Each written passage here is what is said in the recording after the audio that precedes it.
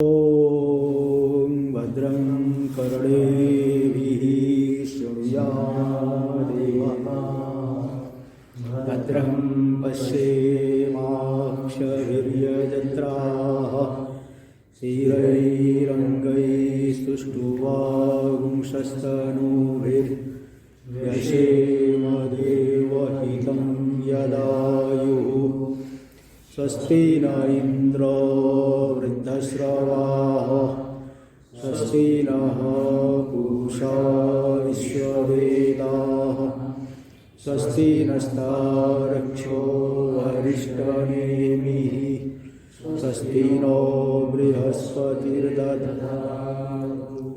ॐ शान्ति शान्ति शान्तिः। शङ्करं शङ्कराचार्यं केशवं बादरायणं सूत्रभाष्यकृतो वन्दे भगवन्तौ पुनः पुनः। ईश्वरो गुरुरात्मेति मूर्तिभेदविभागिने व्योमवद्व्याप्तदेहाय दक्षिणामूर्तये नमः। ओम शांति शांति शांति। यहाँ पे शंका हुई कि एक सभी देहों में एक ही आत्मा है, तो एक के जन्म लेने पर सभी जन्म ले ले, एक के मरण होने पर सबका मरण हो जाए, एक में सुख होने पर सब में सुख हो जाए, एक के दुखी होने पर सब में सब दुखी हो जाए। इसका समाधान दिए कि जैसे एक ही घटाकाश में मिट्टी डाल दिए तो सभी में नहीं हो जाता, एक में धूम हो गया तो सब में धूम नहीं हो जाता, एक में दूध डाल दिए तो सब में दूध नहीं हो जाता। इसी तरह से विद्या काम कर्म रूपी उपाधि अलग अलग है, उसके कारण स्थूल शरीर सूक्ष्म शरीर ये जो है दोनों शरीर भी पृथक पृथक ही है। इसलिए एक जीव में के जनन होने पर, जीव का जनन मतलब शरीर आदि की उत्पत्ति होती है, शरीर की उत्पत्ति से जीव की उत्पत्ति मान ली जाती है। इसलिए उसके पृथक पृथक जनन हो रहा है, पृथक पृथक मरण हो रहा है। तो औपाधिक उत्पत्ति, औपाधिक मरण, औपाधिक सुख दुख होने से सांकर्य नहीं होगा, इसको बता दिए हैं। 133 पूरा हो गया था ना। चलिए 134 पे देखिए टीका में। किंच प्रधानस्य पारार्थ्यम परं शेषिणम अपेक्षते। प्रधान दूसरे के लिए है, परार्थ है, अन्य के लिए शेष है। शेष को शेषी की आवश्यकता, अंग को अंगी की आवश्यकता होती है। हाथ बिना शरीर के नहीं रह सकता, शरीर में ही जुड़ करके कार्य करेगा। इसी तरह से प्रधान में जो पारार्थ है, पर शेषत्व है, वह परम शेषिणम अपेक्षते, अन्य शेषी की अंगी की उपकार्य की अपेक्षा करेगा। न च तस्मिन् भेदम अपि कांक्षते। उपकार्य भिन्न हो इसकी आकांक्षा नहीं करती, केवल उपकार्य कोई होना चाहिए, उपकार्य होना चाहिए, केवल उसी की आकांक्षा करती। उपकार्य अनेक होना चाहिए, इसकी आकांक्षा नहीं करती। अतो अन्यथा भी उपपत्ति, इसलिए जो अर्थापत्ति है अन्य प्रकार से भी संभव हो गया। अन्यथा उपपत्ति अर्थापत्ति में दोष होता है। अन्यथा भी उपपत्ति रीत्याह, तो इसको कह रहे अतः पुरुष भेद कल्पनाया न प्रधान से पारार्थ्यम हेतु। प्रधान परार्थ है इसलिए पुरुष को मानना पड़े, पुरुष भेद को मानना पड़ेगा। अरे प्रधान परार्थ है, पुरुष को मानो बस, पुरुष में भेद की अपेक्षा नहीं। पुरुष के होने मात्र से ही प्रधान का पारार्थ शेषत्व चरितार्थ हो जा रहा है। तो अगर पुरुष को मान लेने मात्र से प्रधान का पारार्थ बन गया तो उस पारार्थ से पुरुष में भेद की सिद्धि नहीं होगी। पारार्थ मतलब शेषत्व, अंगत्व, दूसरे का शेष बन जाता है। जैसे भृत्य नौकर जो है मालिक का शेष बन जाता है, अंग बन जाता है, पैसा लेगा लेकिन वो स्वामी के लिए कार्य करता है। तो प्रधान में जो पारार्थ है वह पुरुष की भेद कल्पना में हेतु नहीं, केवल पुरुष की कल्पना मात्र में हेतु है। टीका में जननम जन्म मरणादि व्यवस्थानुपत्त्या पुरुष भेद कल्पनम अपि न युक्तम। जनन जन्म मरण आदि की व्यवस्था की अनुपत्ति से पुरुष में भेद की कल्पना करना यह भी युक्त नहीं, क्योंकि व्यधिकरणत्वात् पुरुषत्व जहाँ रहता है उसमें जन्म मरण नहीं, और जहाँ जन्म मरण है पुरुष यानी आत्मा, आत्मा में जनन मरण नहीं, और जनन मरण शरीर में है, वह थोड़ी आत्मा है। देखो व्यधिकरण हो गया। धूम कहीं पर्वत में रह रहा है, उस धूम से जलरथ में थोड़ी अग्नि की सिद्धि हो पाएगी। जहाँ धूम रहेगा वहीं पे ही अग्नि की सिद्धि करेगा। ये नहीं कि व्यधिकरण अन्य अधिकरण में धूम रह रहा है और अग्नि की सिद्धि किसी अन्य में हो जाए, इस तरह से नहीं होता। इसी बात व्यधिकरण देखो 1 नंबर टिप्पणी में दे दिए, व्यधिकरणत्वादिति। जन्म मरणे देह निष्ठे, जन्म मरण तो देह में, और भेद की सिद्धि कहाँ कर रहे हो? पुरुष में। तो अरे भाई शरीर का भेद, देह का भेद मानो ना, पुरुष का भेद मानने का, आत्मा का भेद मानने की क्या आवश्यकता है? जन्म मरणे देह निष्ठे भेदश्च पुरुष निष्ठ इति जन्म मरण भेदानां वैदिकरण्यम। जन्म मरण अन्यत्र रह गए, भेद कहीं अन्यत्र है, और भेद को मानने में जन्म मरण को हेतु बताओ, ऐसा ठीक नहीं है। इसलिए वैदिकरण होने से जन्म मरणादि व्यवस्था की अनुपत्ति से भी पुरुष के भेद की कल्पना नहीं कर सकते, न चाहिए इति न चाहिए। न च अन्यत पुरुष भेद कल्पनायां प्रमाणम अस्ति सांख्यानाम। पुरुष भेद की कल्पना में अन्य कोई प्रमाण नहीं है। रही बात जन्म मरण, तो व्यधिकरण हो गया। जन्म मरण शरीर का है और भेद आप आत्मा में मान रहे, ये ठीक नहीं है। ठीक है। न केवलम प्रमाण शून्य पुरुष भेद कल्पना किंतु प्रयोजन शून्य च। पुरुष भेद की कल्पना केवल प्रमाण से रहित है, इतनी ही बात नहीं है, किंतु प्रयोजन से भी रहित है। इत्याह परेति पर सत्ता मात्रमेव चैतन्य निमित्तीकृत्य स्वयं बध्यते मुच्यते त प्रधानम। पुरुष की सत्ता मात्र को निमित्त बना करके प्रधान स्वयं बंधन की प्राप्ति करती है, स्वयं मुक्त भी हो जाती है। पुरुष की सत्ता मात्र से ही वह बंधन और मुक्ति की प्राप्ति कर लेती परम प्रधान। परस्य उपलब्धि मात्र सत्ता स्वरूपेण प्रधान प्रवृत्तौ हेतु न केनचिद विशेषणेन। पर जो ब्रह्म है, आत्मा है, उपलब्धि मात्र सत्ता स्वरूपेण, ज्ञान मात्र सत्ता रूपी से, ज्ञान से अभिन्न सत्ता नहीं है, उपलब्धि ज्ञान से अभिन्न सत्ता रूप से ही प्रधान की प्रवृत्ति में हेतु, मतलब उपस्थिति मात्र से, सत्ता मात्र से ही। जैसे मालिक सामने है तो नौकर एकदम ठीक काम करता है। मालिक कोई डंडा नहीं लेके बैठा है तो भी वो उसके रहने मात्र से नौकर ठीक काम करेगा। और स्वामी नहीं है, कहीं दूर गया है तो नौकर भी आराम से लेट जाएगा, कोई कार्य ठीक से नहीं करेगा। तो स्वामी की सत्ता मात्र से ही भृत्य की ठीक प्रवृत्ति हो गई। इसी तरह से यहाँ पे भी पुरुष की सत्ता मात्र को लेकर के ही प्रधान की प्रवृत्ति हो जाती है। प्रधान की प्रवृत्ति में हेतु हो गया पुरुष की सत्ता मात्र, न केनचिद विशेषण, अन्य किसी विशेषण से वह प्रवृत्ति प्रधान प्रवृत्ति में हेतु नहीं बनता। पुरुष केवल सत्ता मात्र से ही प्रधान की प्रवृत्ति में हेतु बन जाता है। ठीक है, हमें देख लीजिए। न पुरुष सत्ता मात्रम निमित्तीकृत्य प्रधानं प्रवर्तते। पूर्व पक्षी सांख्य कह रहा है, देखिए पुरुष सत्ता मात्र को निमित्त बना करके केवल पुरुष की सत्ता मात्र से ही प्रधान की प्रवृत्ति नहीं होती, किंतु ईश्वराधिष्ठितम, प्रधान तो ईश्वर से अधिष्ठित है, नियंत्रित है, उसका नियंता है ईश्वर। इति शेश्वर वादी मतम, शेश्वरवादी जो ईश्वर को मानने वाले हैं, सांख्य तो निरीश्वरवादी है। योग दर्शन वाले तो ईश्वर को मान लेते हैं, लेकिन ये सांख्य नहीं मानता। और ईश्वर से, वेदांती कहेगा ना ईश्वर है, वो ईश्वर से अधिष्ठित है, माया ईश्वर से नियंत्रित है, ईश्वर के अधीन है। किंतु ईश्वराधिष्ठितम, ईश्वर से अधिष्ठित नियंत्रित होकर के, प्रेरित होकर के माया की प्रवृत्ति, प्रधान की प्रवृत्ति होती है। इति शेश्वरवादी मतम आशंक्य, शेश्वरवादी मत तो यही है।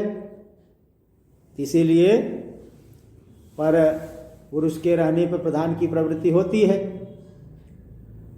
तो इसलिए इत्याशंक्य तस्यापि पुरुषत्वा विशेषात उपलब्धि मात्रत्वम अभ्युपेयम। अच्छा, न्याय योग मत को ले रहे, पुरुषत्वा विशेष आत्मा। अच्छा, योग तो पुरुष विशेष कहता है, नहीं हो या तो बोले नहीं, जो ईश्वर है ना वह भी पुरुषत्व विशेष, उसमें भी आत्मा, तो वो भी आत्मा ही है, पुरुषत्व समान है, इसलिए उपलब्धि मात्र ही है वह भी। ईश्वर भी उपलब्धि मात्र ज्ञान स्वरूप ही है, उपलब्धि मात्रत्वम अभिपेत्या परस्य, इस बात को स्वीकार करके कह रहे परस्य जो परमात्मा है, ब्रह्म है, उपलब्धि मात्र सत्ता स्वरूप से ही, सत्ता मात्र से ही प्रधान की प्रवृत्ति में हेतु बनता है, न केनचित विशेषणेन, किसी अन्य विशेषण के द्वारा नहीं। वेदार्थो वेद प्रतिपाद्यम अद्वैतम। अच्छा, आगे भाष्य में केवल मूढ़तएव पुरुष भेद कल्पना वेदार्थ परित्यागस्य, केवल मोह से ही, मूढ़ता से ही पुरुष भेद की कल्पना कर लेते हैं, आत्मा में भेद मान लेते हैं सांख्य लोग, और वेदार्थ परित्यागस्य, वेदार्थ का बाध कर लेते हैं। आधे वेदांत को ही मानते हैं, आधा सिद्धांत को ही आधा ही मानते हैं वेद की बात, तो वेदार्थ का परित्याग कर दिया उन्होंने, इसीलिए वो उनका मत जो है ठीक नहीं है। टीका में वेदार्थो मतलब वेद प्रतिपाद्यम अद्वैतम, वेदार्थ का है वेद प्रतिपाद्यम, म छूट गया, वेद प्रतिपाद्यम अद्वैतम, वेद प्रतिपाद्य जो अद्वैत है वही वेदार्थ है, उसको उन्होंने छोड़ दिया है। द्वितीयम उत्थापयति, द्वितीय विकल्प उत्थापन कर रहे हैं कि वैशेषिक वाला मत, ये शंका किसकी है, सांख्य की है कि वैशेषिक की है, ये पूछा था ना पिछले पृष्ठ पे, द्वितीय पंक्ति आई थी टीका में, आत्मस्वरूप 133 पेज पे, आत्मस्वरूप से सर्वत्र एकत्वेपि कल्पित भेदात व्यवस्था सिद्धिर, आत्मस्वरूप सर्वत्र एक ही है तो भी कल्पित भेद से व्यवस्था की सिद्धि हो जाएगी, इसी अभिप्राय से कह रहे हैं कि किमिदम सांख्यस्य चोद्यम किम वा वैशेषिक आदे, ये जो आप शंका कर रहे हो यदि एक ही आत्मा होगा तब तो सर्वत्र सुखी दुखी हो जाए, तो क्या सांख्य वाली शंका है कि वैशेषिक की शंका है? सांख्य मत का तो निराकरण कर दिए, अब वैशेषिक मत का निराकरण करने के लिए आगे प्रसंग ला रहे भाष्य में, उसमें देखिए ये तु इति भाष्य में, ये तो आहुर वैशेषिकादय, जो वैशेषिक दर्शन वाले मानते हैं इच्छादय आत्म समवायी न इति, इच्छा आदि आत्मा में समवाय संबंध से रहते हैं इति, तदपि असत, उनका यह कथन भी असत ही है, मिथ्या ही है। क्यों मिथ्या है, गलत है, इसको बता रहे टीका में देख लीजिए। बुद्धि सुख दुख इच्छा द्वेष प्रयत्न धर्माधर्म संस्कारा, 9 विशेष गुणा, आत्मा में 9 विशेष गुण रहते हैं और 5 सामान्य गुण है। क्या क्या है? नहीं, सामान्य गुण जो सब में रहते हैं, संख्या परिमाण संयोग विभाग, इस सब 5 सामान्य गुण, 9 5 14, ते 9 विशेष गुण है और 5 सामान्य गुण है। तेच प्रत्येकम आत्मसु व्यवस्थया समवेता, वे जो 9 गुण है प्रत्येक आत्मा में व्यवस्था से समवाय संबंध से रहते हैं। व्यवस्था क्या है? 3 नंबर टिप्पणी में दे दी, व्यवस्थया समवेता है देवदत्त आत्म समवेत बुद्धि सुखादि भी सयो बुद्धि सुखादिमान, देवदत्त आत्मा में जो बुद्धि है उससे देवदत्त ही बुद्धिमान कहा जाएगा, देवदत्त आत्मा में जो सुख है उससे देवदत्त ही सुखी कहा जाएगा, देवदत्त में जो इच्छा है वो देवदत्त आत्मा है उससे वह इच्छा वाला कहा जाएगा। ये जो नियम है यही व्यवस्था है, जिसकी बुद्धि सुख दुख है वही बुद्धिमान सुखी आदि कहा जाएगा, सुखवान। तो व्यवस्था से रहते हैं आत्मा में समवाय संबंध से। टीका में देख लीजिए आगे, तो तेषां व्यवस्था अनुपपत्तिया, उनकी व्यवस्था की अनुपत्ति, क्योंकि कोई सुखी है दिख रहा है, कोई दुखी दिख रहा है, सुख दुख तो आत्मा का धर्म है, तो जिसका सुख है वही सुखी, जिसका दुख है वही दुखी। इसलिए सुख दुख की जो व्यवस्था की अनुपत्ति से प्रतिदेहम आत्मभेद सिद्धि इत्यर्थ, प्रत्येक देह में आत्मभेद की सिद्धि माननी पड़ेगी। तो आत्मा भिन्न भिन्न है, हर एक शरीर में मानना पड़ेगा। किंच बुद्ध्यादयो रूपादिवत आत्मव्यापिनः किंवा संयोगादिवत एक देश वृत्तया। दूसरी बात क्या है, तो देखो अब यहाँ सिद्धांती अब विकल्प करके पूछ रहा है उससे, सिद्धांती कहेगा तदपि असत, भाष्य में उसकी भूमिका बना रहे, सिद्धांति पूछ रहा है, एक बात बताइए, जो बुद्धि आदि को मानते हो आत्मा में, तो जैसे रूप जो है पूरे द्रव्य में रहता है, व्याप्य वृत्ति, कुछ होते हैं व्याप्य वृत्ति, कुछ होते हैं अव्याप्य वृत्ति। जो एक देश में रहे उसको कहते हैं अव्याप्य वृत्ति, अब पूरे में रहे तो उसे कहेंगे व्याप्य वृत्ति। ये जो बुद्धि आदि है आत्मा में, वह पूरे आत्मा में रहते हैं कि आत्मा के एक देश में रहते हैं? तो रूपादिवद आत्मव्यापिनः किंवा संयोगादिवद एक देश वृत्तया, बुद्धि पूरे आत्मा में रहती है कि संयोग के समान? जैसे संयोग हुआ, हाथ का संयोग, दो हाथ का संयोग एक जगह से हो रहा है, पूरा नहीं हो रहा है ना, आगे पीछे सब जगह थोड़ी संयोग हो रहा है, एक ही जगह संयोग हो रहा है। तो संयोग आदि के समान अव्याप्य वृत्ति थोड़े जगह पे होता है, थोड़े जगह पे नहीं होता, ऐसा है क्या? संयोग जैसे गुण है, इसी तरह से बुद्धि भी थोड़ी जगह आत्मा में रहेगी, थोड़ी जगह नहीं रहेगी, ऐसा है मानोगे क्या? नाद्य रूपादि, रूपादि तो पूरा व्याप्त रहते हैं, पुष्प में जो रूप है पूरे पुष्प में ही है, इसलिए एक ही रूप है। तो रूपादि ये जो है जैसे पूरे पुष्पादि में रहते हैं, ऐसे बुद्धि आदि पूरे आत्मा में रहते हैं, कि जैसे संयोग आदि जो है एक देश में रहते, ऐसे आत्मा के एक देश में रहेंगे बुद्धि आदि। तो नाद्य पहला तो नहीं कह सकते, व्यापक कहोगे तो क्या दोष होगा? ज्ञानादि गुणानाम आश्रय व्यापिनाम आश्रय संयुक्ते सर्वस्मिन् अपर्यायेण ज्ञाततादि व्यवहार जनकत्व प्रसंगात। ज्ञानादि गुण है जो आश्रय आत्मा में, आश्रय व्यापी है, पूरे आत्मा में रहते हैं। तो आश्रय संयुक्ते, आत्मा को भी ये लोग द्रव्य मानते हैं। तो जहाँ ज्ञान हो रहा है पूरे आश्रय में हो रहा है, तो उस आत्मा से संयुक्त जितने भी पदार्थ है सब में ज्ञान आ जाए।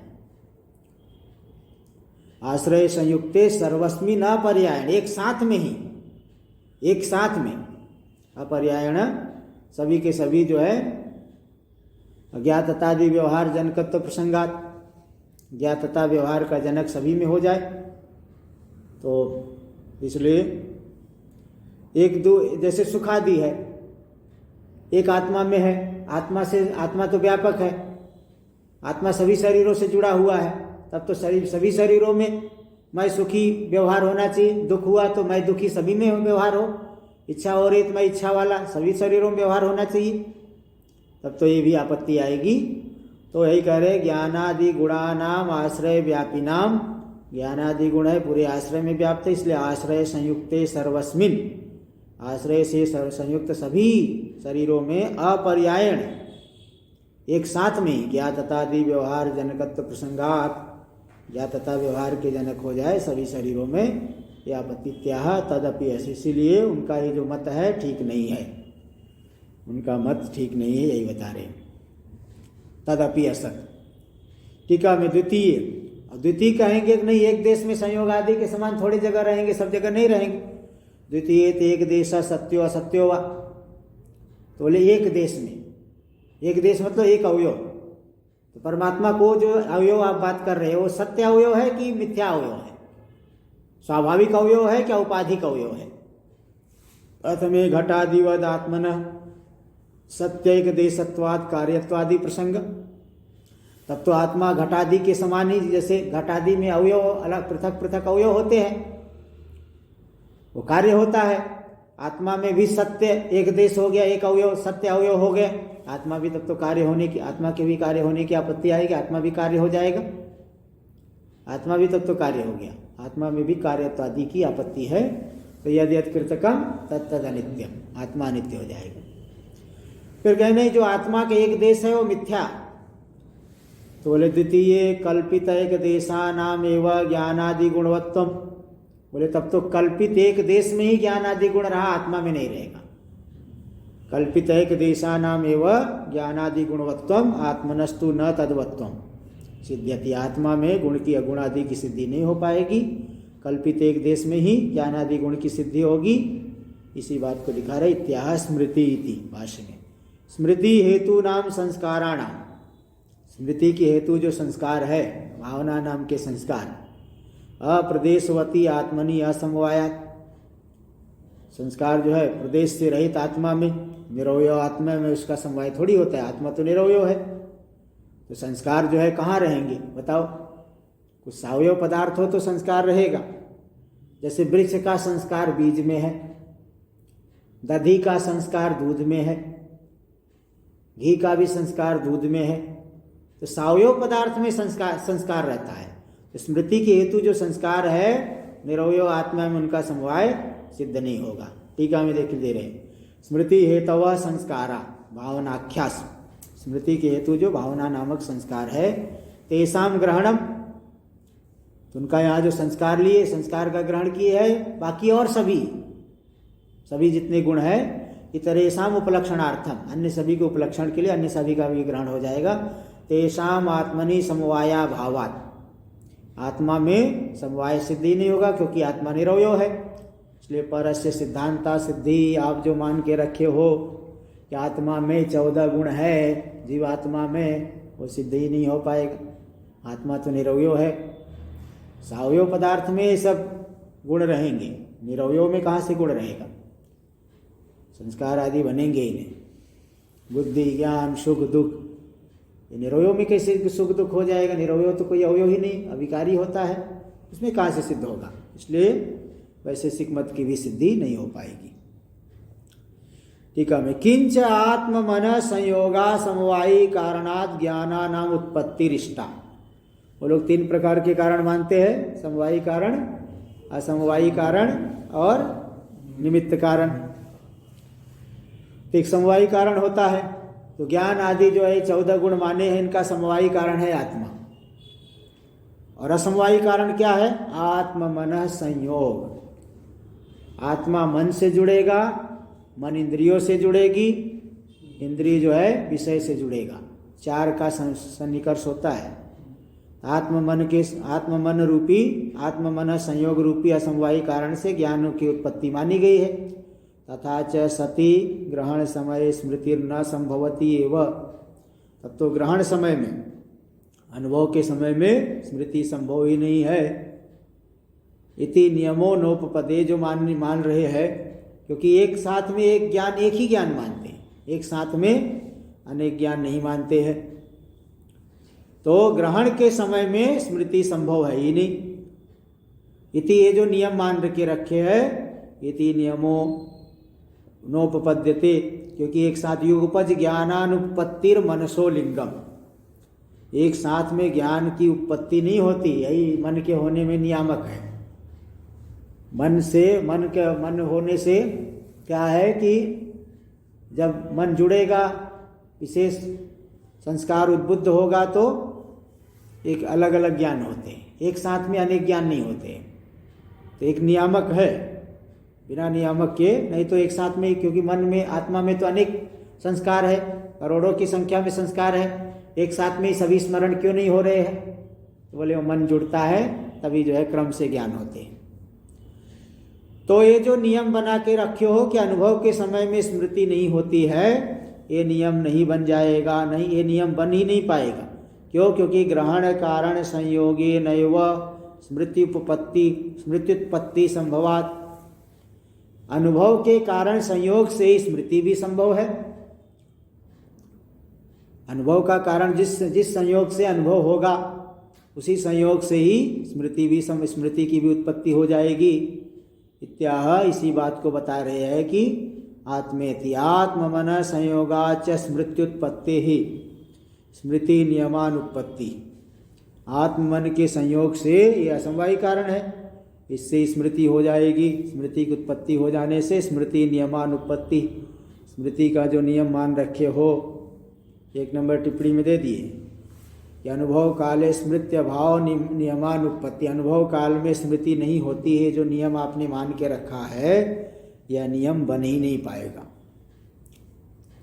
क्योंकि जो अनुभव, जिस संयोग से अनुभव हुआ, उसी संयोग से ही स्मरण भी बन जाएगा, तो एक साथ में वो भी कई ज्ञान हो जाएंगे। टीका में और भी थोड़ा विस्तार कर रहे हैं। किंच आत्म मनसो संयोगाद एकस्माद एकस्या स्मृते समुत्पत्ति समय स्मृत्यंतराण्यपि समुत्पद्येरन, बोले इसके अतिरिक्त और भी आपत्ति है। आत्मा और मन का जो संयोग है, उस संयोग से एक स्मृति उत्पन्न हुई, उसी स्मृति की उत्पत्ति के समय में अन्य स्मृतियों की भी उत्पत्ति हो जाए। आत्म मन का संयोग रूपी जो एक निमित्त कारण हुआ, उसके उस संयोग से जैसे एक स्मृति हो रही है, तो मन आत्मा में तो कितने संस्कार है, करोड़ों संस्कार है, अरबों संस्कार है, उसकी कोई गणना नहीं है। तो एक स्मृति की उत्पत्ति के समय में ही अन्य सभी स्मृतियां भी उत्पन्न हो जाए। क्यों? क्योंकि असमवायी कारणस्य तुल्यत्वात्, असमवायी कारण तुल्य ही है, इसलिए जो है एक स्मृति की उत्पत्ति के समय में अन्य स्मृतियां भी उत्पन्न हो जाए। न च समुद्बुद्ध संस्कारा योगपद्याद युगपद अनुत्पत्ति। बोले संस्कार तो है आत्मा में, सभी संस्कार है, लेकिन उद्बुद्ध संस्कार नहीं है। उद्बुद्ध संस्कार से स्मृति होती है। आत्मा में अन्य संस्कार है लेकिन उद्बुद्ध संस्कार नहीं है, तो जो संस्कार उद्बुद्ध हो जाएगा उससे स्मृति हो जाएगी। सभी संस्कार उद्बुद्ध नहीं है, इसलिए स्मृतियों में योगपद एक कालावच्छिन्न तो नहीं आएगा, युगपद अनुत्पत्ति हो गई, एक साथ में नहीं होगी स्मृतियां। बोले इति न च, ऐसा मत कहो, क्योंकि तेषाम तदुद्बोधकस्य च आत्मनि विप्रतिपन्नत्वेन स्मृति सामग्र अंतर्भावा संभवात्। तेषाम, वो जो उद्बोधक है, तदुद्बोधस्य च, और जो उनका उद्बोध, तेषाम यानी समुद्बुद्ध संस्काराणाम, समुद्बुद्ध संस्कार और संस्कारों का जो समुद्बोध अथवा उद्बोधक ले लो, 5 नंबर टिप्पणी उद्बोध का अर्थ के उद्बोधक, समुद्बुद्ध संस्कार और उनका जो उद्बोधक है, इसके विषय में आत्मा में विवाद है। आत्मनि विवादास्पदत्वेन, क्योंकि कुछ लोग बुद्धि में मानते, हम तो बुद्धि में मानते, आप आत्मा में मान रहे हो। तो इस वहाँ जो समुद्बुद्ध संस्कार है अथवा उसका उद्बोधक है, इसका आत्मा के में तो विवादास्पद है ना। विवादास्पद होने से कोई बुद्धि में माने, कोई आत्मा में मानेगा, इसलिए स्मृति सामग्र अंतर्भावा संभवात्, स्मृति सामग्री में उसका समुद्बुद्ध संस्कारों का अंतर्भाव नहीं हो सकता है। इति अभिप्रेत्या, इसी अभिप्राय से कह रहे युगपद व सर्वस्मृति उत्पत्ति प्रसंग, एक साथ में ही सकल स्मृतियों, क्योंकि अनुभव काल में स्मृति को नहीं मान रहे हो, तो स्मृति काल में ही एक आत्म मन संयोग हुआ। जिस आत्म मन संयोग से एक स्मृति हो रही, तो उसी आत्म मन संयोग से सकल स्मृति हो जाए, ये आपत्ति आएगी। टीका में किंच समान जातीयानां स्पर्शादि मतांग परस्परं संबंधो दृष्ट। समान जाति वाले जो स्पर्शादि मान है पदार्थ, हाँ, तो जैसे पृथ्वी, जल, तेज, वायु, समान जाति वाले ये सब पदार्थ जो है स्पर्शादि पदार्थों में परस्परम संबंधो दृष्ट, परस्पर संबंध समान जाति वाले में देखा गया है। यथा मल्लानां मेषाणाम रज्जु घटादीनाम च, एक मल्ल दूसरे मल्ल से लड़ता है, एक मेष जो है भेड़ दूसरे भेड़ से लड़ता है। रज्जु घटादि, रज्जु भी पार्थिव, घट भी पार्थिव, रज्जु से घट को बांध करके कुएं से पानी निकालते हैं, तो रज्जु घटादि नाम से। तो ये जो है समान जाति वाले और स्पर्शादिमान पदार्थों में परस्पर संबंध देखा गया है। तदुभया भावाद आत्मनांग मन आदि भी संबंधा सिद्धे, आत्मा में न तो जाति है न स्पर्शादि गुण है, इसलिए आत्मा का मन आदि के साथ संबंध की सिद्धि नहीं होगी। इसलिए नोक्ताद असमवायी कारण बुद्धियादि गुणोत्पत्ति सिद्ध्यति, उक्त असमवायी कारण से बुद्धि आदि गुणों की उत्पत्ति सिद्ध नहीं हो पाएगी, क्योंकि संबंध तो जाति वाले में, स्पर्शादि समान जाति वाले में, स्पर्शादि गुणों वाले में होते हैं। आत्मा में तो स्पर्श, रूप, रस, गंध, स्पर्श कुछ है ही नहीं, स्पर्शादि है ही नहीं, इसलिए मन आदि के साथ आत्मा का संबंध ही सिद्ध नहीं हो पाएगा। इसलिए आत्म मन संयोग से जो बुद्धि आदि गुणों की उत्पत्ति आप मानते हो वह सिद्ध नहीं हो पाएगा। इत्याह, इसी बात को करें न च इति भाष्य में, न च भिन्न जातीयानां स्पर्शादि हीनानां आत्मनां मना आदि भी संबंधो युक्तः। भिन्न जाति वाले जो आत्मा और मन, आत्मा में अलग जाति है, मन में अलग जाति है, और स्पर्शादि से हीन है आत्मा भी और मन भी, ऐसे आत्मा का मन आदि के साथ संबंध युक्त नहीं है। मन आदि के साथ उसका कोई संबंध नहीं होगा, क्योंकि स्पर्शादि वाली वस्तु का ही संबंध होता है। टीका में देख लीजिए, गुणादीनां साजात्यस्य स्पर्शादिमत्वस्य च अभावेपि द्रव्येण संबंधवत आत्मनो मन आदि भी संबंध सिद्धेत। सिद्धांति ने कहा था कि समान जाति होनी चाहिए, स्पर्शादि भी होनी चाहिए। इनसे जो सजाती है उन्हीं में संबंध होता है। तो पूर्व पक्षी कह रहा ऐसा कोई नियम नहीं है। गुण का द्रव्य में संबंध होता है, तो दोनों में तो भिन्न भिन्न जाति, गुण में गुणत्व रहेगा, द्रव्य में द्रव्यत्व रहेगा। और स्पर्शादि द्रव्य में रहता है, गुण में तो स्पर्शादि नहीं रहते। तो समान जाति से रहित और स्पर्शादि से रहित गुणादि का जैसे द्रव्य के साथ संबंध हो जाता है, ऐसे आत्मा का मन के साथ संबंध हो जाएगा, मन आदि के साथ संबंध हो जाएगा। यही करे, गुणादीनां साजात्यस्य स्पर्शादि मत्वस्य च अभावेपि। गुणादि में साजात्य नहीं है, स्पर्शादि भी नहीं है। गुणे गुणानंगीकारात्, गुण में गुण नहीं मानते। तो अभाव, इनका अभाव होने पर भी द्रव्येण संबंधवत, जैसे द्रव्य के साथ इनका संबंध मान लेते हैं, इसी तरह से आत्मनो मना आदि भी संबंध सिद्धेत, संबंध सिद्धेत। मना आदि के साथ आत्मा के संबंध की सिद्धि हो जाएगी। तीचेत, यदि ऐसी आशंका हो तो कह रहे न, ऐसा भी नहीं कर सकते हैं। न च द्रव्याद रूपादयो गुणा कर्म सामान्य विशेष समवाया वा भिन्ना संति परेशान। बोले आप जो दृष्टांत दे रहे हैं द्रव्य भिन्न है, रूप आदि गुण भिन्न है, बोले वेदांती भिन्न नहीं मानते। द्रव्य की ही एक अवस्था विशेष है गुण, गुण द्रव्यादि से भिन्न नहीं है, द्रव्य की एक विशेष अवस्था है। इसलिए आप जो दृष्टांत हमारे लिए दे रहे कि भिन्न है, हम नहीं मानते। दृष्टांत उभयवादी सम्मत होना चाहिए।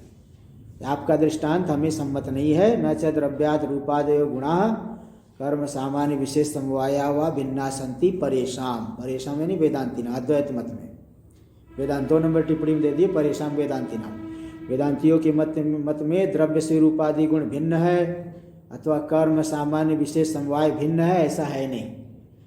गुण भी द्रव्य की अवस्था है, कर्म भी द्रव्य की अवस्था है। सामान्य को भी, जाति को भी अलग से नहीं मानते, विशेष को तो मानते ही नहीं, समवाय को तो मानते ही नहीं है। इसलिए रूपादि गुण, कर्म सामान्य विशेष समवाय अभाव, ये सब कोई भी द्रव्य से भिन्न नहीं है वेदांती के मत में। टीका में स्वतंत्रम सन्मात्रम द्रव्य सद्देन अत्र विवक्षितम। जो स्वतंत्र सन्मात्र है, स्वतंत्र है सन्मात्र है, उसी को यहाँ द्रव्य शब्द से कहा जाता है। अत्र विवक्षितम न ततो भेदेन गुणादयो वेदांती मते विद्यन्ते। इस तरह से इस प्रकार का जो द्रव्य उससे भिन्न गुणादि वेदांती मत में सिद्ध नहीं है। जैसे शुक्ल पटः खंडो गौर इत्यादि सामानाधिकरण्य दर्शनात्। अगर भेद होता तो सामानाधिकरण नहीं होता, लेकिन कहते शुक्ल पटः, तो शुक्ल तो रूप होता है, लेकिन शुक्ल पटः का देते गुण का द्रव्य के साथ सामानाधिकरण्य प्रयोग हो रहा है। इससे सिद्ध हो गया कि द्रव्य गुण से भिन्न नहीं, गुण द्रव्य से भिन्न नहीं है। अखंडो गौ, खंडन क्रिया, वो सिर सिंह श्रृंग टूट गई तो खंडो गौ कहा जाता है। नहीं, पूछ कट गई तो खंडो गौ, और श्रृंग टूट गई तो मुंडो गौ। तो खंडो गौ, पूछ कट गई है तो खंडो गौर इत्यादि सामानाधिकरण्य संबंधा। सामान्य देखो खंडन क्रिया है, उसके साथ देखो टिप्पणी में दे दिए खंडनम खंडः क्रिया। टिप्पणी में 11 नंबर में देखो दे दी खंडन क्रिया को। तो पूछ कट गई है ना, पूछ का खंडन हो गया है तो खंडो गौ कह देते हैं। क्या क्रिया के साथ भी देखो सामानाधिकरण्य देखा गया है, इसीलिए क्रिया भी द्रव्य से भिन्न नहीं है। द्रव्यमेव तो कल्पनया तत्तदाकारेण भाति इति अभ्युपगमात्। द्रव्य ही कल्पना से तत्तदाकार रूप से भाषित होता है, ऐसा स्वीकार किया गया। अतो दृष्टांता संप्रतिपत्ति इत्यादि। इसलिए दृष्टांत आपका जो है सम्मत नहीं है, संप्रतिपन्न नहीं है। आपके दृष्टांत की सिद्धि नहीं हो पाएगी कि जो बोल रहे थे कि गुण द्रव्य में रहता है, दोनों में भेद है, साजात्य नहीं है तो भी रह गया। ऐसे मन और आत्मा में साजात्य नहीं होने पर, स्पर्श आदि नहीं होने पर भी वहाँ पे संबंध सिद्ध हो जाए। बोले आपका दृष्टांत ही सिद्ध नहीं हो पा रहा है, इसलिए आप अपनी बात को सिद्ध नहीं कर पाओगे इत्यर्थ। विपक्षे दोषम, विपक्ष में दोष दिखा रहे यदि ही, भाष्य में यदि ही अत्यंत भिन्ना एवं द्रव्याश्चूर इच्छादय, यदि द्रव्य से इच्छा आदि अत्यंत भिन्न होते, आत्मनश्च तथा च सति, और आत्मा से भी, आत्मा रूपी द्रव्य से इच्छा आदि गुण अत्यंत भिन्न होते, तथा च सति द्रव्येण तेषां संबंधानुपत्ति ही, तब तो द्रव्य से संबंध ही नहीं बन सकता। अत्यंत भिन्न में कहाँ संबंध होता है? अश्व और गौ में क्या संबंध है? विंध्य और हिमाचल, विंध्य और हिमालय, दोनों में क्या संबंध है? कोई संबंध नहीं है। अत्यंत भिन्न में संबंध नहीं होता। अगर द्रव्य से अत्यंत भिन्न है इच्छा आदि गुण, तो द्रव्य के साथ उनका संबंध नहीं हो सकता है। ये गुणादयो द्रव्याद अत्यंत, टीका में दे रहे देखिए, गुणादयो द्रव्याद अत्यंत भिन्ना हिमवद विंध्योरिव। चलो इसको यही से कल करेंगे। ओम भद्रं कर्णेभिः शृणुयाम देवाः, भद्रं पश्येमाक्षभिर्यजत्राः, स्थिरैरङ्गैस्तुष्टुवागुंशस्तनूभिर्व्यसेम देवहितं यदायुः। स्वस्ति न इन्द्रो वृद्धश्रवाः, स्वस्ति नः पूषा विश्ववेदाः, स्वस्ति नस्तारक्षो अरिष्टनेमिः, स्वस्ति नो बृहस्पतिर्दधातु। ओम शांति शांति शांति। शंकरं शंकराचार्यं केशवं बादरायणं सूत्रभाष्य कृतौ वन्दे भगवन्तौ पुनः पुनः। ईश्वरो गुरुरात्मेति